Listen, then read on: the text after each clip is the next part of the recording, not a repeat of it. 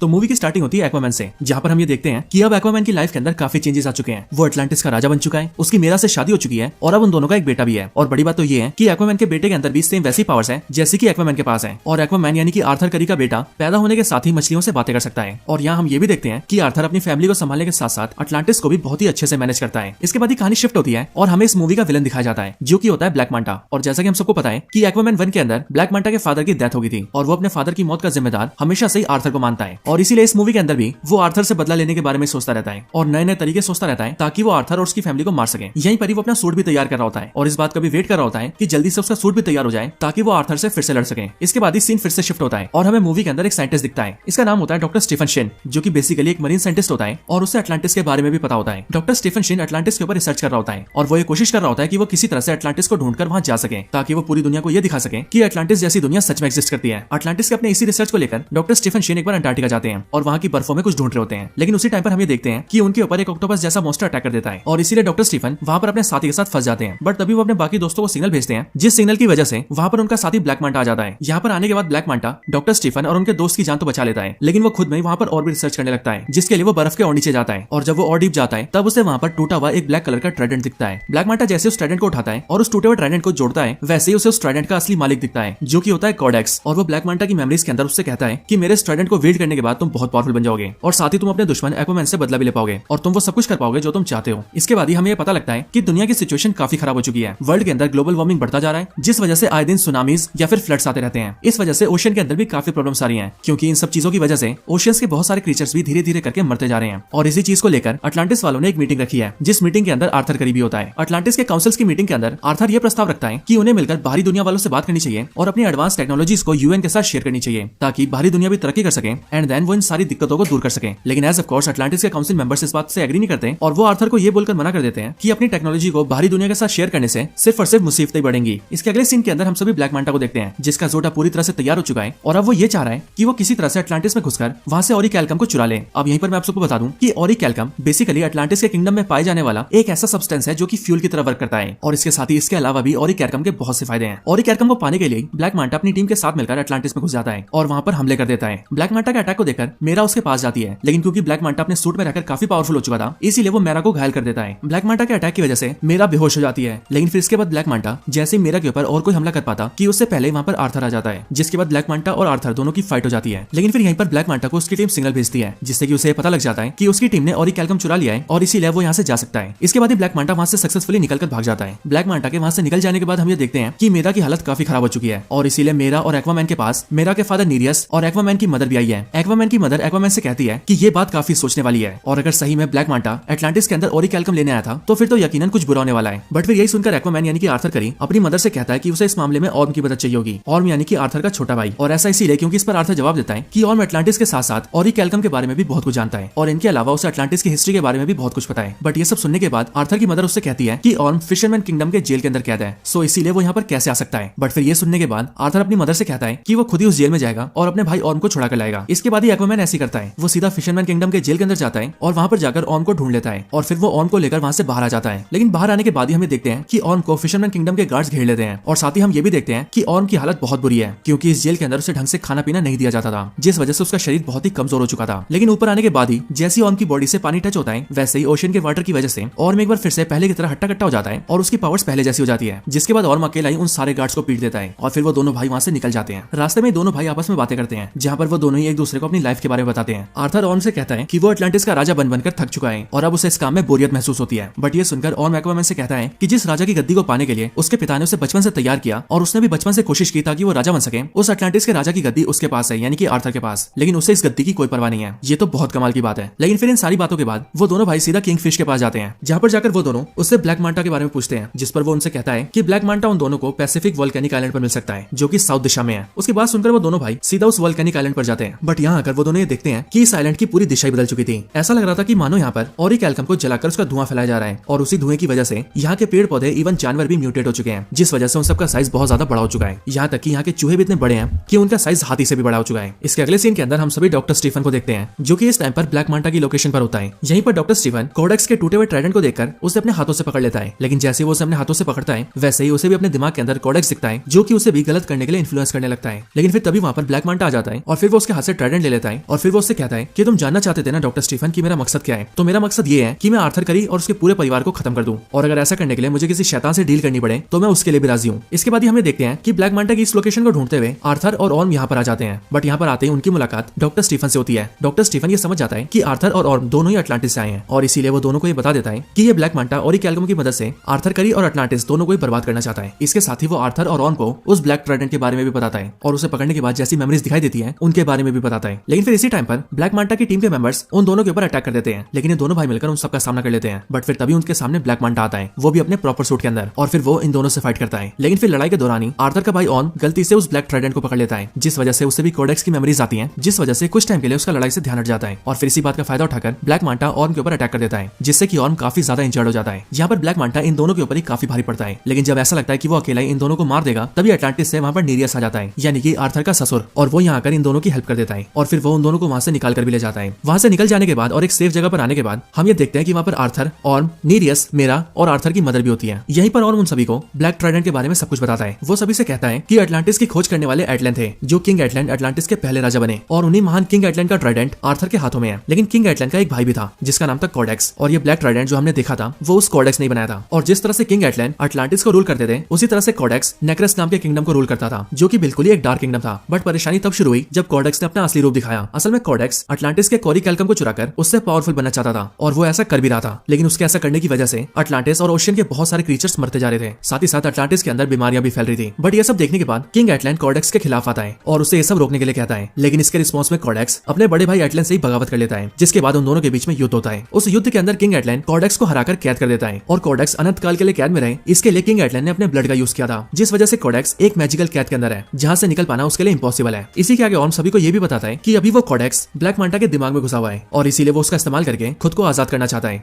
ये सब सुनने के बाद ही आर्थर और ऑर्म की मदर भी सारी कहानी समझ जाती है, और इसीलिए वो सभी को ये बताती है कि वो भी कोडेक्स के बारे में जानती है, और वो ये जानती है कि कोडेक्स तभी आजाद हो सकता है जब उसे आजाद करने के लिए किंग एटलस के क्लैन में से किसी का ब्लड यूज किया जाए, यानी कि किसी ऐसे बंदे का ब्लड यूज किया जाए जिसके अंदर किंग एटलन का खून हो। और जाहिर सी बात है किंग एटलन का खून उसी के अंदर होगा जो कि अटलांटिस की रॉयल फैमिली से बिलोंग करता है, यानी कि मौजूदा टाइम के अंदर आर्थर, ऑर्म और उन दोनों की मदर, और साथ ही साथ अभी अभी दुनिया में आया आर्थर का बेटा यानी कि आर्थर जूनियर। ये सब सुनने के बाद ही आर्थर ये समझ जाता है कि उसके बेटे की जान खतरे में है, क्योंकि ये जाहिर सी बात है कि ब्लैक मांटा के लिए सबसे आसान टारगेट आर्थर का बेटा ही है। इसके बाद ही आर्थर सीधा अपने घर जाता है, जहाँ पर वो ये देखता है कि सब कुछ तहस नहस हो चुका है, उसका बेटा गायब है और उसके पिता घायल पड़े हैं। वो अपने फादर से जब पूछता है तब उसके फादर बताते हैं कि ब्लैक मांटा यहाँ पर आया था और वही उसके बेटे को ले गया है, जिसका मतलब ये था कि आर्थर का शक बिल्कुल सही था। इसके बाद ही आर्थर और ऑर्म दोनों मिलकर आर्थर के बेटे को रेस्क्यू करने जाते हैं, लेकिन वहाँ जाने से पहले आर्थर की मॉम उससे कहती है कि एक बात हमेशा याद रखना कि तुम दोनों एक दूसरे के भाई हो और चाहे कुछ भी हो जाए तुम्हें एक दूसरे का साथ देना ही है। इसके बाद ही आर्थर, ऑर्म और उन दोनों के साथ ही नीरियस वो तीनों एक साथ जाते हैं और सीधा ही ब्लैक मांटा की लोकेशन पर पहुंचकर वहाँ पर अटैक कर देते हैं। वहाँ पर पहुंचते ही उनके ऊपर एक बहुत ही बड़ा मॉन्स्टर अटैक कर देता है, जिस मॉन्स्टर के आगे नीरियस फंस जाते हैं। लेकिन फिर तभी ऑर्म नीरियस की हेल्प करता है और फिर नीरियस को यह पता लग जाता है कि जिस ऑर्म को वो हमेशा ही गलत समझते थे वो एक्चुअली में एक अच्छा इंसान है। इधर अंदर हम ये देखते हैं कि ब्लैक मांटा के पास आर्थर का बेटा है, लेकिन वहीं पर डॉक्टर स्टीफन भी होता है जो कि उस बच्चे को बचाने के लिए उसे उठाकर वहां से भागने लगता है। लेकिन ब्लैक मांटा उसे देख लेता है और इसीलिए वो उसे घायल करके बच्चे को छीन लेता है। लेकिन फिर ब्लैक मांटा जैसे ही आर्थर के बेटे को मारने जा रहा होता है वैसे ही वहां पर आर्थर आ जाता है, जो कि उसे लड़ाई के लिए चैलेंज करता है। इन दोनों के बीच की लड़ाई के अंदर ब्लैक मांटा आर्थर के ऊपर भारी पड़ता है, और वो इसीलिए क्योंकि इस टाइम पर ब्लैक मांटा नहीं बल्कि असल में कोडेक्स होता है, क्योंकि कोडेक्स ब्लैक मांटा की बॉडी पर हावी हो चुका था। लेकिन इन्हीं सब का फायदा उठाकर मेरा अपने बेटे को उठाकर वहां से भागने लगती है, बट उसे वहां से जाते हुए ब्लैक मांटा देख लेता है और इसीलिए वो अपने ब्लैक ट्राइडेंट से उस पर अटैक करता है। लेकिन जैसे वो ब्लैक ट्राइडेंट मेरा को लगता कि उससे पहले ही ऑर्म उसे पकड़ लेता है और मेरा और आर्थर के बेटे को बचा लेता है। लेकिन यहीं पर हम ये भी देखते हैं कि ऑर्म के हाथों में कोडेक्स के ब्लैक ट्राइडेंट के आते ही कोडेक्स ऑर्म की बॉडी को टेक ओवर कर लेता है और उसके दिमाग में उसे ये सब दिखाने लगता है कि उसके भाई आर्थर ने उसके साथ बहुत गलत किया है और एक्चुअली में वही है जो कि अटलांटिस का राजा बनने लायक है। और फिर इसीलिए ऑर्म आर्थर पर अटैक कर देता है। लेकिन फिर आर्थर ऑर्म को रोकता है और वो उसे समझा देता है कि तुम्हें खुद पर काबू रखना होगा। और फिर इसीलिए इसी टाइम पर ऑर्म को अपनी मदर की बात याद आती है, जिन्होंने उससे ये कहा था कि आर्थर उसका भाई है और चाहे कुछ भी हो जाए उन दोनों भाइयों को एक दूसरे का साथ देना है। लेकिन इन्हीं सबके बीच के अंदर कोडेक्स अपने आप को धीरे धीरे करके रिवाइव करने लगता है और उसकी बॉडी के अंदर जान आने लगती है। लेकिन फिर सही टाइम पर ऑर्म उसके ब्लैक ट्राइडेंट को छोड़ देता है। लेकिन हम ये देखते हैं कि अब काफी देर हो चुकी थी, क्योंकि कोडेक्स खुद को जिंदा कर चुका था। कोडेक्स को अपने सामने लेकर आर्थर उसके ब्लैक ट्राइडेंट से उस पर अटैक करता है, लेकिन वो अपने ब्लैक ट्राइडेंट को बड़ी आसानी से पकड़ लेता है और आर्थर के ऊपर हमला करने की कोशिश करता है। लेकिन उससे पहले ही आर्थर अपने खुद के ट्राइडेंट का यूज करके कोडेक्स के ऊपर अटैक करता है, जिसके बाद आर्थर का वो ट्राइडेंट कोडेक्स के ब्लैक ट्राइडेंट को तोड़ता हुआ सीधा कोडेक्स को जाकर लगती है, जिससे कि कोडेक्स भी खत्म हो जाता है। और कोडेक्स के खत्म होते ही नेक्रेस नाम की ये पूरी जगह बर्बाद हो जाती है और धीरे धीरे करके पूरी जगह टूटने लगती है। इस वजह से ब्लैक मांटा नीचे फंस जाता है, बट उसे मुसीबत में देखकर आर्थर उसकी मदद के लिए अपना हाथ बढ़ाता है कि वो उसकी मदद लेने की बजाय मरना पसंद करेगा। And that's why black Manta वहीं दबकर मर जाता है और आर्थर और उसके सारे साथी वहां से बाहर निकल जाते हैं। इसके बाद ही आर्थर ऑर्म से कहता है कि अब तुम आजाद हो, क्योंकि तुम्हें अब किसी भी जेल में जाने की जरूरत नहीं पड़ेगी और हम फिर फिशरमैन किंगडम से ये कह देंगे कि तुम यहाँ पर दबकर मर गए हो और इसीलिए जाओ और अपनी जिंदगी जियो। इसके बाद यहीं पर हम ये देखते हैं कि ऑर्म ने भी आर्थर को अपना भाई मान लिया है और इसीलिए ऑर्म आर्थर से ये भी कहता है कि अटलांटिस को जैसे राजा की जरूरत है तुम बिल्कुल वैसे ही राजा हो। फिर इसके बाद के सीन्स के अंदर हम ये देखते हैं कि आर्थर करी अटलांटिस को दुनिया के सामने रिवील कर देता है और वो बाहरी दुनिया में आकर अटलांटिस के बारे में सब कुछ बता देता है। एंड देन वो बाहरी दुनिया से ये भी बात करता है कि अब से वो अटलांटिस की टेक्नोलॉजी को दुनिया से शेयर करेगा, जिससे कि वो लोग साथ में मिलकर दुनिया को और भी बेहतर बनाएंगे। एंड देन फिर इसके बाद के सीन में हम ये देखते हैं कि अब से आर्थर पानी के अंदर और पानी के बाहर दोनों जगह रहता है और अपनी पूरी फैमिली के साथ खुशी से वक्त बिताता है। और फिर इसके साथ ही ये पूरी मूवी यहीं पर एंड हो जाती है।